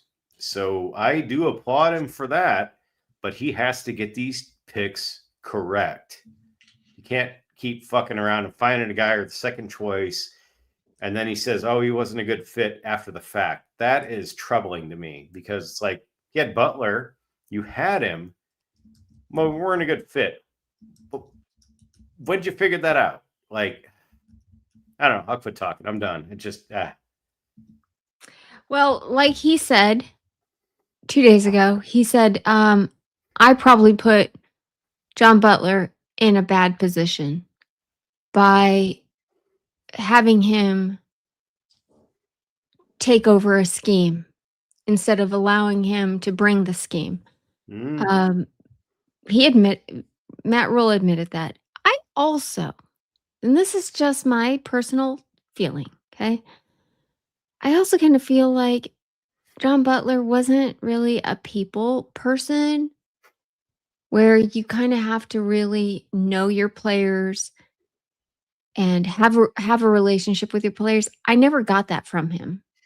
I've zero idea of how Butler operated, but knowing that he was kind of NFL based, I think it was that, okay, I'm up here, I'm doing my thing, I'm pulling the strings, but maybe I'm not the player's coach, you know. Like when Bo came to Nebraska as D coordinator under Frank, marked improvement because he was in there, he was doing stuff, the players are freaking out. Whereas Butler, I think, was more measured. He's back here. He's like, okay, we're going to do this stuff. And it just didn't seem to resonate. Roger. Bigfoot wasn't a people person, really, Roger? I'm kind of like Bigfoot. I agree with that, Roger. I don't like people either. I don't even know why I'm here, but yeah. Oh my gosh, you guys make me laugh. Greg, Oh, Keen has it. Keen figured it out. what? Butler. Okay. Yeah, there you go. Is Greg frozen? No, he's analytical. He's just watching. He's waiting. He's like Chuck Norris. I feel bad. I feel like I took over and took Greg's spot, and I can go away real quick. You don't need me anymore. It's fine. No, I think he actually is frozen. No, I saw his finger twitch. Oh, he blinked. Sir, He- watching my Greg finger. blinked. I do He's the okay. play. Oh, there he goes. Hi. That's right. Can't see me, Minnie, if I'm perfectly still. Let's see. Rostovsky says that John Butler was too worried about his pass defense ranking and not winning games. Keene says I think Butler refused to go on a podcast, and that was the unpardonable sin. That's what I'm saying, yes. Who said that? I kind of agree with Keene, though, in the fact that I'd heard, oh gosh, I don't know if it was Zadiska or if it was Carricker. And I mean, all I do is parrot information. I have opinions, but I don't have knowledge. These guys do. But somebody said that Butler coached them to play the pass on the way to the run. And that might have been part of the problem that we had as far as stopping the run. But good Lord, 5, 6, 7 fucking games in, you would think he'd be like, hey, let's concentrate on the run a little more. And then you get Iowa just ripping off 20-yard passes average because honestly, I have never, in all my years of watching football, I've never seen a defense succeed so well against the pass, yet suck against the run. I've never seen it, ever, ever, ever. I've seen, usually it's the reverse. It's stuff the run, pass goes over the top. I've never seen this ever. So it's like kind of like a whole Nebraska thing. We've done this. It's painful. It has to be a scheme problem. It just has to be. A scheme problem mixed with the personnel. We had spots, so we were short yardage and still going 3 down linemen. So yeah, I don't know what he anticipated. You would think other guys would like flow in. Even when I'm playing Madden, the 3-3-5, the maybe other guys like creep in. Yeah, AI. that's what I'm saying. Yeah. People that run the 3-3-5 know when to throw in the fourth guy to set the edge. Maybe it just was never really that clear. No, they threw in the fourth guy at the, Kenosha car wash all the time, but we could not do that. Yeah, it's like it's painful. Wow, Wade's all caps. Wade's fired up. So James Boardman says thinks that we're still in the hunt for Elijah Robinson. According to On3, LSU has restarted their defensive line coach interviews. Oh, good. But Rostovsky says, Rostovsky says, he expects some big news this weekend, which would be massive. Husker Chuck says that Texas A&M has an inside track for Robinson. And then Wade, in all caps, says that's where a good head coach is supposed to step in and take control of the ship before it hits the iceberg. That's right. Let's remember, it wasn't an iceberg that sank the Titanic. It was hubris. Damn, I think we should end on that. That is phenomenal. Clip that, make it a clip. Somebody tell John. Greg had a moment. That was Why, great. why do we got to tell John? If he wants to know, he can watch the show. I don't think he watches Don't tell anything. me. I'm here all the time, and I figured he'd like ping me and be like, "Quit being a shit ass." And I've never heard shit from him, so I don't think John watches anything anymore. I think he's like a absentee landlord. I like those kinds of coaches. I kind of do too, actually. Yeah. He says it was an iceberg, but the unsinkable ship, they were doomed from the start. They were told about the iceberg and they didn't divert course. That sounds like our offensive line when one of our panelists was over here saying we could be more finalists for that offensive line. So, I'm just repeating what other people have said. That's okay. all I was doing. Fred. Yes, Minnie. You are a guest here. Gary says that it still pisses me off seeing all the room on that door. Mythbusters did a bit where they proved that there was room on the door for Jack. Now, it's crazy that I know all this. I've never even seen the movie because I knew how it ended. The ship went down. So I never saw Titanic either. Yeah, never had the desire. Nope. Back to football. Here's a good one for you. This is football related. It's also good for our comic book loving friends. As Worships Water says, do y'all know the Bane meme? They expect one of us in the wreckage, brother. That was Matt Rule to John Butler. Ooh. Somebody had to go down with the ship. Nice. What I said. That's what, no, Fred, awesome. Don't you dare sit here and go, nice. I sat here and said on Monday night, I said, isn't it nice to have a scapegoat? You got to have somebody to blame. And you said, well, I don't really think so, Minnie. This is what you said to me. You did. You said that. And I said, you didn't make a comic book movie reference, Minnie, so it didn't really, it fell on deaf ears. If you would have put like a Star Wars or Batman spin on it, then Fred would be like, I know exactly. Or 80s wrestling. Yeah. If you'd have said WrestleMania 6, Hogan versus Warrior, somebody's got to lose, brother. 80s wrestling. What was Star Wars? She's taking in data, Greg. Look out. God, now I got to deal with this on Monday. Son of a bitch. What was the other thing? 80s wrestling, Star Wars, or comic book references. Okay, got it. Rostovsky says December 11, 2025. I learned Greg had a pretty damn good Bane impression. It was good. It was good. I will give you credit. That was good, Greg. Oftentimes, traditionally you feel like you have to put your hand over the mask, brother. But you sound like Sean Connery. That's what James Boardman says. Oh wow. Damn. Boardman, get out our head. Jeez, if I'm being honest, I'm humbled by all of your kind words tonight. Aww. And Tugger Shark, yes, I did never see Titanic. Never.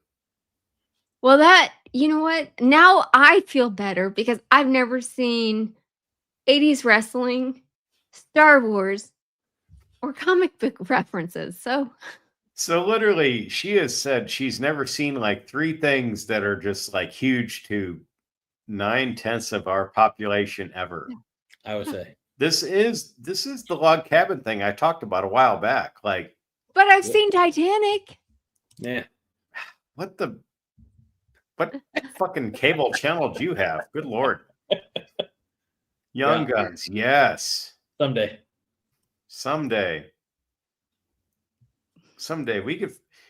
we'll commiserate offline, Greg and Minnie. I follow a lot of channels that do that kind of thing. We should be able to get away with it. It's just we got to nuance it. We'll get it done. Oh, Nebraska Strong wants to see me put you in the figure 4 leg lock, Fred. Oh, don't do that. I've torn my hamstring twice this year. Not that that's on the knee, but also I know how to roll through. So I could probably put it on your bad knee, and then you'd probably have to get to the ropes. So, I mean, that's fine. And speaking of that, where's Josh? Get him in here. He'd be talking about figure 4s all day long. By the way, point of parliamentary procedure and fact checking, which is what I love to do. Rostowski says close. Star Wars was 77, 79, and 81. Correction. Star Wars was 77. Empire was 80. 80. And Return of the Jedi was 83. 83. Yep. I saw Empire in the theater and Jedi twice when I was a kid. Yes.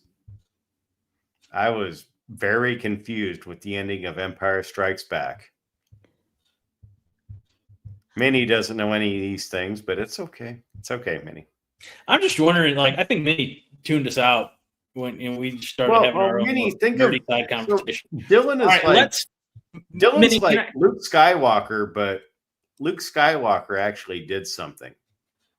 That's how I look at it. So, living in Omaha, David Matney, the official realtor of the 5 Heart Podcast, has assigned you some homework, Minnie, and that's to watch some Star Wars. Okay, I will do this in the off Nebraska season. Strong prefers Spaceballs. That's like Northwestern. I'm going to highlight the Star Wars part, and I will do this during the off season, you guys. This is the same way. This is the same reason how I now know what the Sopranos references are that Fred and Haas make to each other, because I watched entire 6, 7, 8 seasons of the Sopranos just so I could figure this out, what you guys are talking about. Best show ever, by the way. I will do this with Star Wars. How many hours of watching? Plus, I had to watch the freaking Lord of the Rings because Greg's and his references. You know, I still haven't seen Lord of the Rings. Don't. If Let you me do save you it, the time. there's only one right way to do it. Extended versions. You won't go wrong. Don't believe him. You'll hate it. If you do the extended version, don't. I'm one of those people. I buy things. I have 2 different box sets of Lord of the Rings. I've not watched them, so I'll have to see if it's the extended or not. Okay. Lord of the Rings is okay. Thanks, Keen. Hive mind. God damn it. All right. Knowing that there's more Las Vegas Bowl to talk about, I'd like to table that for next week. And since we're an hour and 38 into it, huh? Can I say one thing? Okay. About the Utah Utes and the Nebraska Cornhuskers. 2 Utes. The Utes. There have been, this will be the 4th matchup, and they have lost every one. When was the last one? Do you know? I have 1980. 92 was the last time we played them, I believe. 92? Yes. And Wade Farr, yes, I have 3 VCRs. Just because. That's so weird. That is so weird. God, That's what they put on your epitaph. I promise you, I have 2,000 VHS tapes still. So Husker games. If we're not making some really good Cousin Vinny references next week in reference to the Utes, 2 Utes. I'll be disappointed. Okay. Oh, we'll crush it. We will do that. Maybe, you know what? Maybe that will be 5 Heart Theater next week. The Utes. Oh. Talking about the Utes. Cousin Vinny, I Cousin like Vinny. this. Man. All right, Minnie, you have a week to write it. Yeah, Minnie, write it. I'm the designated writer. I'm not good at this. Because Highlander Gunn has not returned our emails about doing screenwriting for us. That's why. Okay. Yeah, I'll it's try. weird. I'm Midwesterner, but if I get a few drinks in me and I spent 1 week in New York years ago, I get a little loopy. I can turn into a Jersey hood. So yeah, it happens. It's weird. I don't know. My cousin Vince Watson. Okay. 68, 80, 89, and 92. And Husker Chuck would know because he's been around for all those games. He knows He everything. probably That was. guy's so fucking smart. Good Lord. 20 He's minutes. like a walking Rolodex. Roger Okay. Moore, what's a grit? Tell me, what's a grit? Stop it. We want an Emmy level script. So I know. there is Good. pressure, not too much pressure. Okay. And we got Nebraska. We still got some Spaceballs references in here, which is great. No, we don't. Our It's radars time, been jammed. it's time to start wrapping it up. Hey, Fred, you know what? It's true. I am surrounded by assholes. You really are. You got a couple to your right there. It's like, yeah, it's brutal. Actually, your left, I guess. I don't know. I'm still in my y-axis thing, but yeah. All right.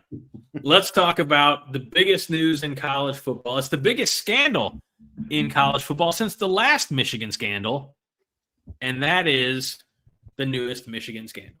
Yesterday, we learned that Sharon Moore was fired for an inappropriate relationship with a staff member. And then we found out so much more. What a wild story. We all have our own experience, and I told a couple of my friends, like, I don't really care about Michigan, but it's just too salacious to not delve into, you know? Hold on, wait. There's the nickel for your college word, salacious. I went to UNO. We use big words. Can't do math, but, you know. Okay. As soon as I heard this, I'm like, my very first next thought was, okay, who are they going to hire next? Because they're going to have to hire somebody before the transfer portal opens up. Otherwise, goodbye roster. Goodbye all these players that $12 million for a quarterback. Who's going to stick around if they don't know who their head coach is? So they have to act fast, and they have to get somebody who is amazing. I don't think this is what I don't get. How come so many people are saying Kalen DeBoer? Does he not have the best coaching job already? Here's the thing, Minnie. Here's the thing. I'm turning to John. Good Lord. But I don't have the mullet. I watched that Ronan guy that was on our Monday show before the Michigan game, TJ, right? Yes. Watched him and his crew, and you watched the 5.5 hours? No, God, no. I gave it like 25 minutes. I couldn't fucking keep going, but I watched it, and it was, if everybody in the chat and you guys think that we are so self-important and that much better, find that stream and watch it, because my God, I liked TJ. He was awesome when he was on Monday night. Super cool dude. But they literally, this is paraphrasing, but one of them said, "We are fucking Michigan. Yes. We can get anybody." Yes. And they proceeded to name everybody from Saban to Jim Tressel to Urban Meyer to Steve Sarkisian. I was surprised they did not dig up fucking Vince Lombardi and, and Bill Walsh and Bear Bryant. Like, they just laid it bare and said they could get any coach in the universe. It was the delusional stream, Matney. I don't even fucking called the Michigan at the Voice of College Football. The Voice of College Football with Michigan. They have the largest Michigan channel. I wanted to jump into the chat, but quite frankly, I'd already had a bad day and my brain hurt too bad to get in and just be like, what is wrong with you guys? You can't fight them all. Oh my God, they were nuts. But beyond that, I don't even remember what the question was, but it's like they believe they can just grab any coach out of thin air. And they were even saying things like they could poach Matt Campbell from Penn State. Yeah. Oh, yeah. The ink hasn't dried. The ink hasn't dried on the contract. So if we wanted him, we could get him. We could get Urban Meyer out of retirement. We could get Nick Saban out of retirement. Make the phone call. They actually said this is a top 3 job for college football. Yes. And what killed me even more, they said that DeBoer did not like the culture at Alabama and the expectations. And I'm like, expectations at Michigan are about the same. You're talking Bama, Ohio State, Michigan, or, like, to me, in my mind, in LSU, the top 4, and Texas, top 5.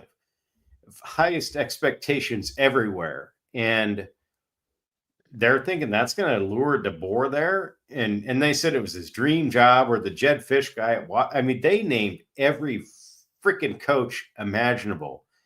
And I was The one just that awestruck because I did not think anybody who was worse than us.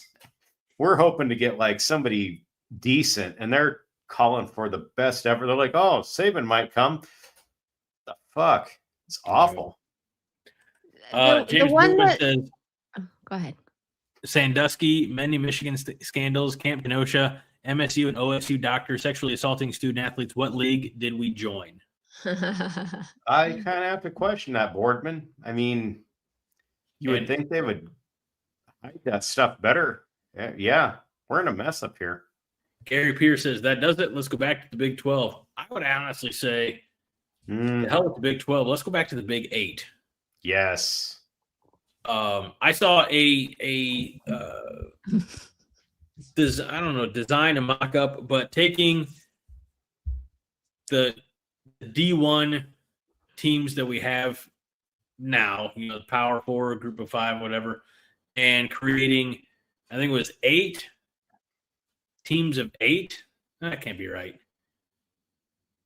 Anyway, maybe just taking the biggest 64 teams, whatever, and having 8 team conferences where Nebraska would be back in with like Kansas State, Iowa State, Oklahoma State, things like that. Basically, essentially the old Big 8, but more like regional things, and then taking the best team, the top 2 teams in where everybody plays everybody. Maybe it was 10. I don't know. Maybe that's what it was. 8, 10 team conferences. The top 2 teams play each other in the conference championship, and then you take the 8 winners, and they go on to the college football playoff.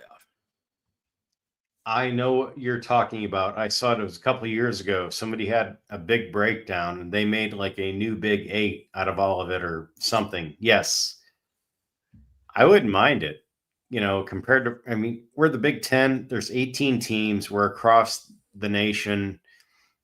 I've watched different people say it kind of sucks because we've lost, technically, I'm pointing to the West actually behind me, but we've lost West Coast Conference football in a sense because they've been lumped into our Big 10, the big ones, So yeah, I like the thing Greg's talking about. I've seen that before. I don't remember the exact breakdown, but yes, I know what you're talking about. It's either gonna go to a bunch of smaller conferences or just like 2 big ones. Yeah. The way it's going right now is not working. Period. Somebody said something about we might as well join the Big 12 again. That is one of the coaches that I think would actually make the most sense for Michigan, and that's Kenny Dillingham at ASU. Oh. Wow.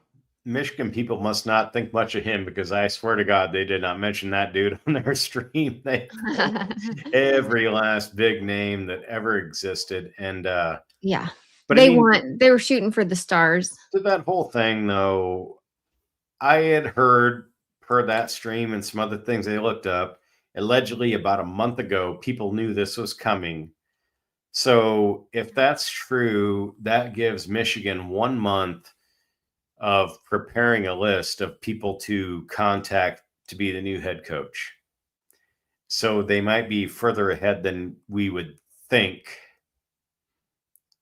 I mean, if you're them and you have their kind of money, you're going to be knocking on the doors of all those of course, legend coaches first, and then you just work your way down, just like Penn State did with finally hiring Matt Campbell. Although Matt Campbell's a great hire for Penn State. Good on them. But hiring Matt Campbell makes me think they also probably knocked on Matt Rule's door. He's a good hire for them, but I think he's their Bill Callahan hire. I think he is about 6th or 8th down the list.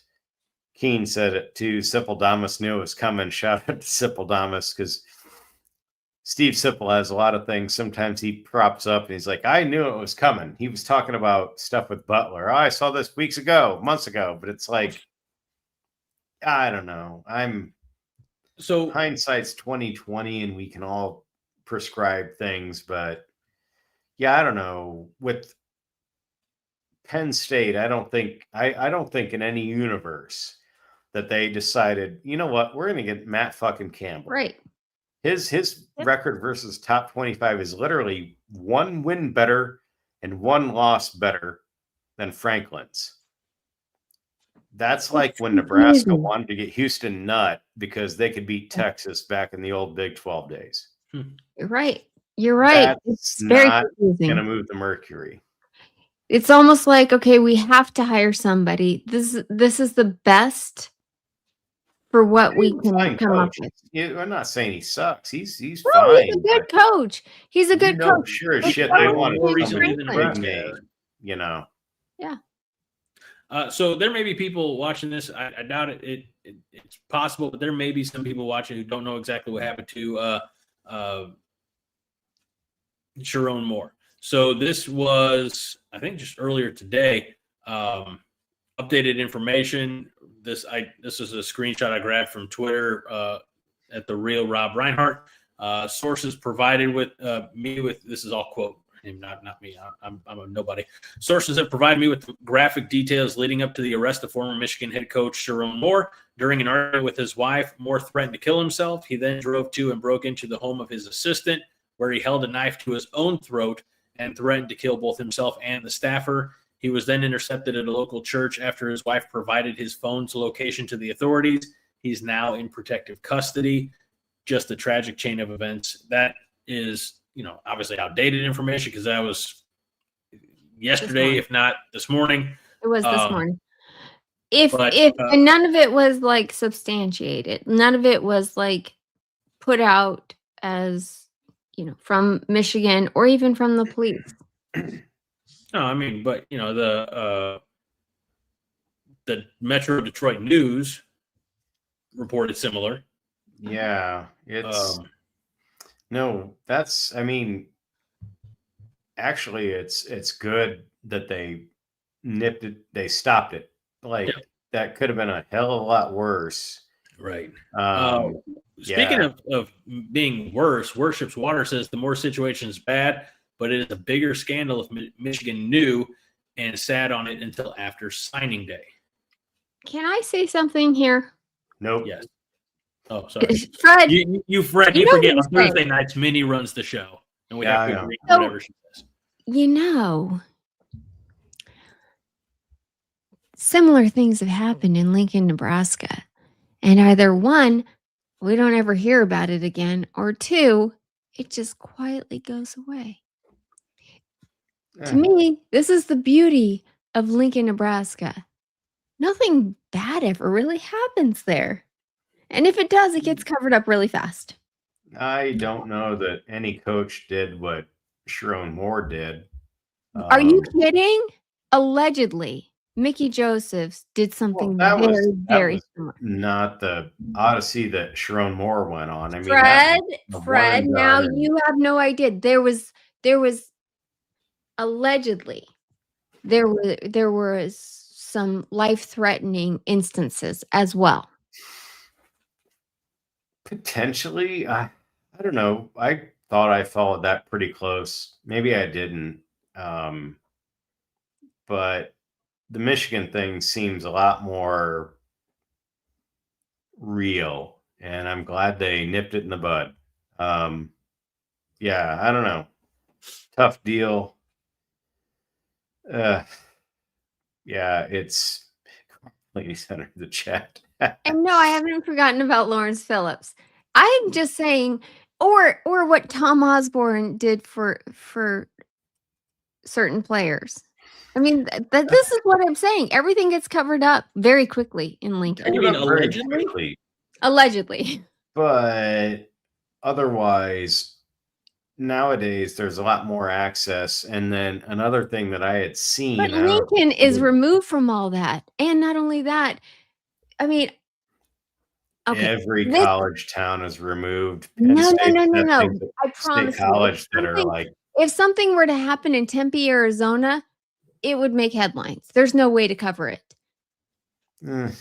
There's no way to cover it. If something happens in Lincoln, Nebraska, that Bob Wager, you remember the coach that Rural hired from yeah, the DUI guy, yeah, tight ends coach. He got a DUI. It doesn't say anything on the police report other than he got a DUI. I happen to think that he must have assaulted a police officer in order to get like it Allegedly. Whoa. allegedly. I mean, I'm just saying. This is all speculative. This is We my are not here to speculation. get sued, everybody. Because why in the world could this not get covered up? Things like this get covered up pretty easily. That's what I'm saying. It's going to pull a Godfather, Minnie, and say you don't go against the family. So we can say fuck Michigan and Penn State, but kind of leave Nebraska alone. The thing that I find damning about what happened with Sharon Moore, and I don't know if it's I'd seen some Twitter stuff, but it seemed like a legit post, was that Ward Manuel fired him knowing that he had some kind of mental health issues. And there was no HR person or security there when he did it. It was all on his own. So to me, that's meaning that Ward Manuel guy, the AD, ought to be fired because he didn't follow protocol and then kind of set loose a guy that they knew was in peril. And then, I mean, thank God it didn't end any worse than it did. So there's that too. So I'm not going to relitigate Osborne and LP or anything else back here.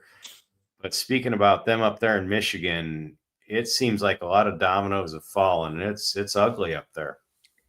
Certainly is. And we will be following this closely. I know I will. Well, I'll be talking about it next Monday. Okay. On Michigan at the Voice of College Football. There you go. Oh yeah, with your new friends over there, yeah. Aaron, Tell them that I think their coach picks are all off base. Let them just know that. I already did. I'm like, what? Okay, whatever. Anyways, go ahead, Greg. Sorry. Aaron Key says that if Dylan ever does something shady, Minnie will turn into KJP and run cover ops. And then Nebraska Strong says Minnie forgot about Harper Murray committing shoplifting and getting a DUI. So that was with Shields, and Shields has a no tolerance policy. Shields employee put it online prior to anyone being notified. That is what was, and then it was removed within hours. But it was already out there, so there were people who had access to it. There's no way of covering it up. But notice how that quietly went away. Keith Williams also had a DUI and I think was removed from his post. And that was one we were talking about defensive backs coaches. And he was a hell of a recruiter for us. Let's see. A lot of dead air. Pick it up, guys. What? Yeah, we're done. We got started comments. Okay, Greg, get through them. Okay, here we go. Gary Pierce says, Rule understands the detrimental effects social media can have. I think he's done a great job handling the noise and selling our culture. I'll agree with that. He actually talks about that in his press conferences sometimes. And his 14 podcasts. There you go. And his 14 podcasts that Minnie watches each and every one all week long and tells David Matney to suck it. So, yes. Speaking of David Matney, he says, how about hiring the right guy from the start so you don't have to recalibrate? Boom. Thank you, David Matney. Well, sometimes it's about availability. Go ahead, Minnie. And it's like what Matt Rule said. At this point in our growth, this is what we're looking for now. Things change. If you haven't noticed, this is college football, and it's constantly changing. What? So you have to change with it. No. Yes. Yes. Yes. Can't imagine. See, Melissa, we're talking about recent offenses. Yeah, Eric Gilbert. Eric Gilbert. Or Eric Gilbert. Yeah. Eric. Yep. Sorry, Aaron. I got the wrong position, Coach. I'm sorry. Husker Chuck says, I don't think Rule is coaching for his job in 26, but if we don't see improvement, he will be in 27. Yes. I don't disagree. Minnie? I mean, we have him right now till 2032. So I hope he stays the entire time. Yeah, but would you like to see Dylan improvement? stay, Minnie? Would you not? Somehow that has not been brought up. What's that? I just said, how long will Dylan stay? Oh, funny you mention that. I'm putting Worship's the cat Water. amongst the pigeons, guys. Worship's Water says, I think Dylan comes back next year. Ooh. I like how you guys Bold take, appreciate his comments, but not mine. I said this to help reinforce your comments. Sitting here with you guys, okay? Thank you, Worship's Water, for the backup. Wade Farr says, so how many linemen can we steal, referencing Michigan? As many. Bryce Underwood is in the portal too. Not that we want him, but I'm just saying, like, that's big. Is he in the portal? No. Yes, I saw it before we got on. Yes, Underwood is for Michigan, not Dylan. It's not the okay. Here we go. It's not even official. The portal doesn't open till January. So but you can say if you're going to go in, like we're waiting for Dylan to say, like in a week or two. Dylan would have already after said it. Krispy Okay. Kreme nil runs out. Now you're making me Greggle it. Oh man, Greggle on the phone. Oh, this is all speculation. I don't want speculation. It is all speculation. The headline is different because the headline says Bryce Underwood transferring to the Oregon Ducks, and then it says this is a prediction. Like I didn't see that at all. I just saw that he had opened himself up to go into the portal. That's all I'd seen. Nothing about Michigan. I saw that. It says, Yahoo Sports says no, there is no news of Underwood transferring. So I worked for Yahoo. They don't know shit. So it's true. It really. Did you say you worked for Yahoo or you worked for a Yahoo? Both, Greg. Thank you. Both. Worship's Water says that also says since Minnie's a secret agent for the enemy, I'm surprised she hasn't mentioned Evan Cooper. Ooh. Deep cut. Worship's Water. Can we just move on? I am Gary not. Pierce says what I got from this show is Minnie needs to see Barrymore's. Barrymore's what? I don't know. Santa Clarita Diet. That was a good show. I don't know. Maybe there's just a show called Barrymore's. I'll look into it. All right. Do that one. Moore said move on. We got to move on, guys. I'm moving on. I think we talked about this one earlier, but it still started. Kansas State played Utah pretty tough. We could beat them if we show up with a plan. We got to talk about this next week. We can't dive into this right now. There's just not enough time. No. Gary Pierce, if you could do us a favor, copy and paste your comment and then put it in like your notes in your phone and then copy or paste it again next week so we can talk about it. Boom. Look at Vince Watson says, do you think Eckler has made Rule rethink what he needs in a coach? Yes, I do. I think he's given him a little bit of life and a little bit of a pizzazz, a little bit of fire. Yes. I think Eckler has definitely opened his eyes and made him realize, okay, somebody who can. Oh, Barrymore's. I think I got thrown out of there once. Yeah. Are you kidding me, Fred? Did you just interrupt me? Yes. That's one. We're counting one. We got Greg 16,859. I have one. Okay. It's kind of like our record versus Kansas for like the longest time. Yeah. All I was going to say is that Eckler has in his enthusiasm and results matter. If he had all that enthusiasm and the results weren't there, no. But Same the with results, any other coach ever. Yeah.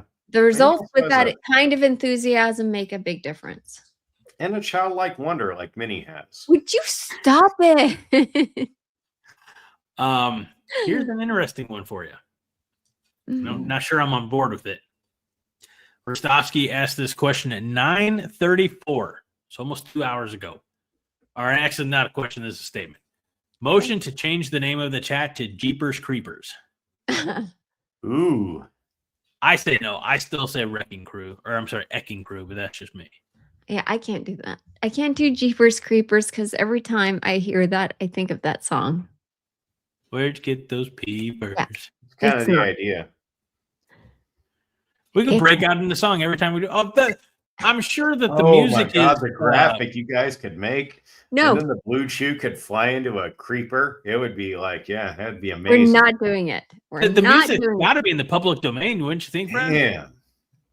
I Yeah. call timeout. I'm fine with Does that or not usurping happen. my Holger Maniacs and the Eckers. Yeah, that's good stuff. Look at this. Yeah, some people just are afraid of change.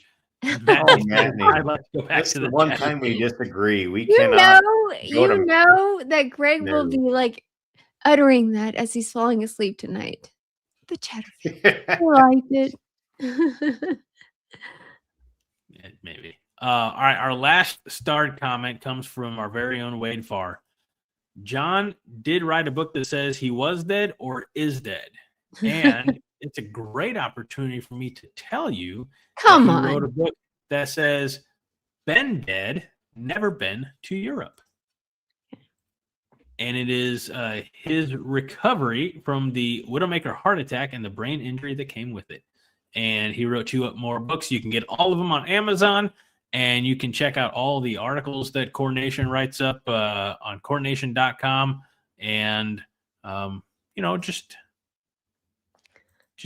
be cool, man. Be cool. Be cool. I don't know. I ran out of things to say. Yeah, Greg ran out of gas on that. Yeah, he looked like Dylan after a 2-yard scramble. You're getting the look. And that look tells me, boys and girls, it's time to go.